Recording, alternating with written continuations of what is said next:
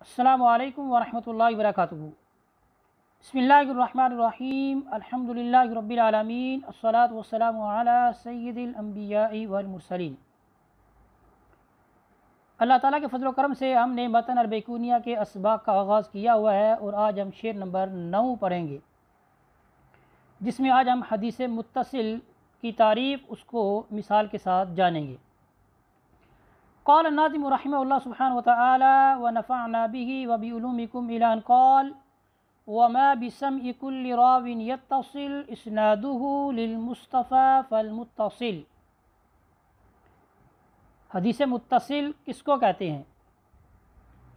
حدیث متصل وہ حدیث ہوتی ہے کہ جس کو راوی جو ہے وہ سماع کے صیغے کے ساتھ اپنے شیخ سے بیان کرے اور وہ سند وہ حدیث نبی کریم صلی اللہ تعالی وسلم تک پہنچ جائے، اس کو کہتے ہیں حدیث متصل۔ یعنی اس حدیث کے اندر جو ہے راوی جو ہے وہ اس چیز کو بیان کرے گا کہ میں نے اس حدیث کو سنا ہے۔ اس کی مثال موطا امام مالک میں ہے، اس کو ہم پڑھتے ہیں۔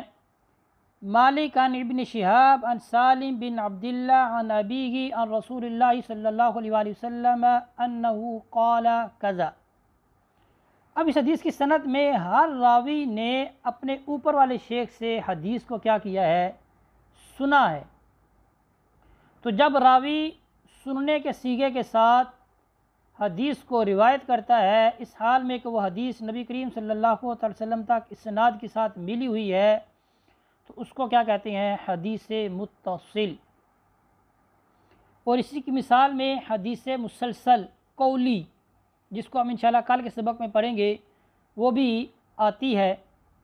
حدیث مسلسل کس کو کہتے ہیں؟ انشاءاللہ ہمارا وہ کل کا سبق ہے، شعر نمبر 10 اور 11 میں ہم حدیث مسلسل کے بارے میں پڑھیں گے۔ تو حدیث متصل کیا ہوئی؟ وہ حدیث کہ جس میں راوی سماع کے صیغے کے ساتھ حدیث کو کیا کرتا ہے؟ اپنے شیخ سے بیان کرتا ہے، یہاں تک کہ وہ حدیث نبی کریم صلی اللہ علیہ وسلم تک پہنچ جاتی ہے۔ اسی پر اکتفا کرتے ہیں۔